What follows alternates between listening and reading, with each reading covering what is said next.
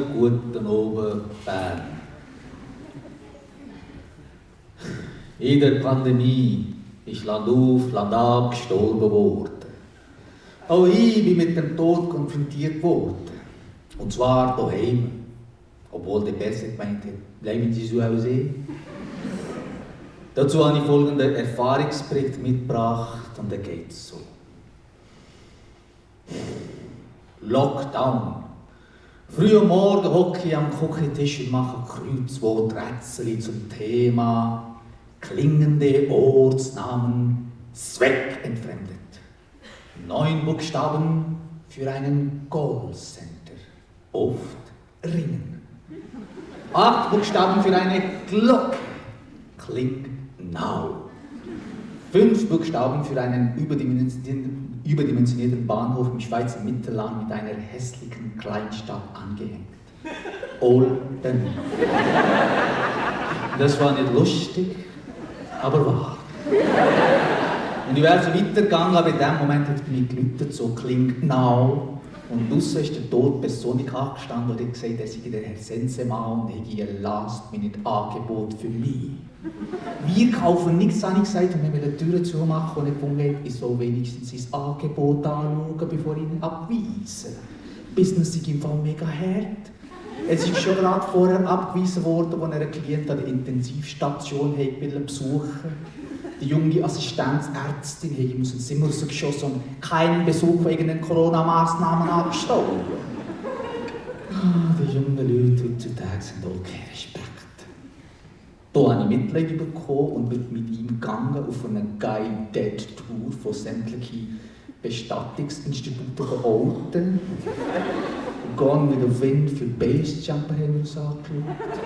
My Way Highway für Autofahrer haben wir uns angeschaut. Der Bestatter für alle Mike Müller-Fans haben wir uns angeschaut.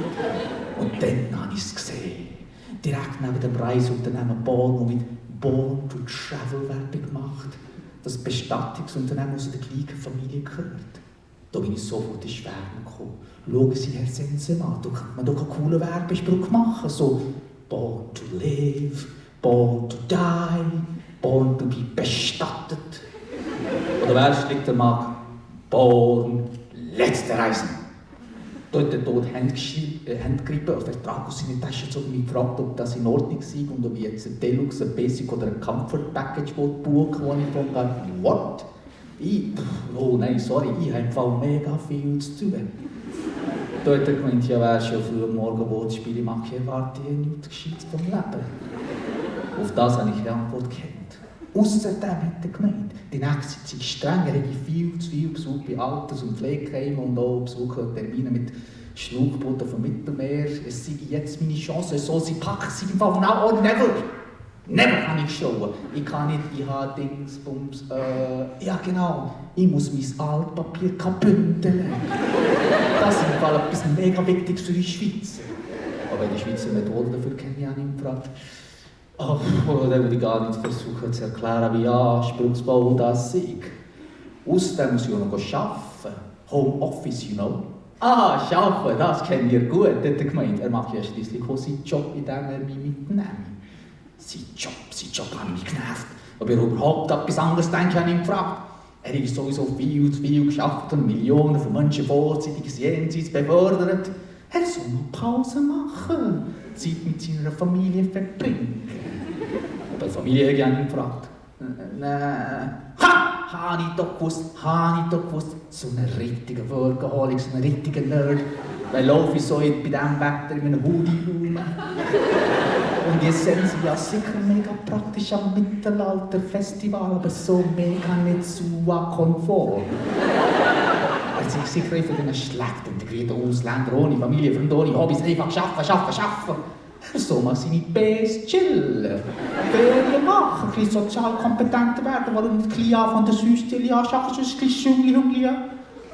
Da ist ihm das Lucky rausgefallen.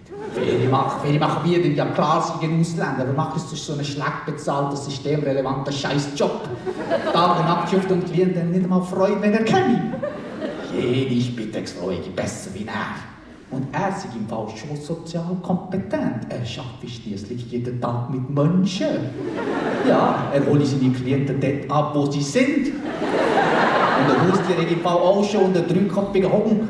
Und jetzt soll er einfach schnurren und seinen Job machen, dann soll er endlich sein Feuer oben bei stürzen. Er hat mir das Handgelenk gepackt und ab ins Jenseits geschrien. Oh Mann, der Sensemann. Das Jenseits, ist das vielleicht Ausland? Ja, wie meinen ihr das? Ja, wissen Sie, wir Schweizer tun sie alles unangenehmes Aargau schieben. Aber nur, wenn es sich finanziell lohnt.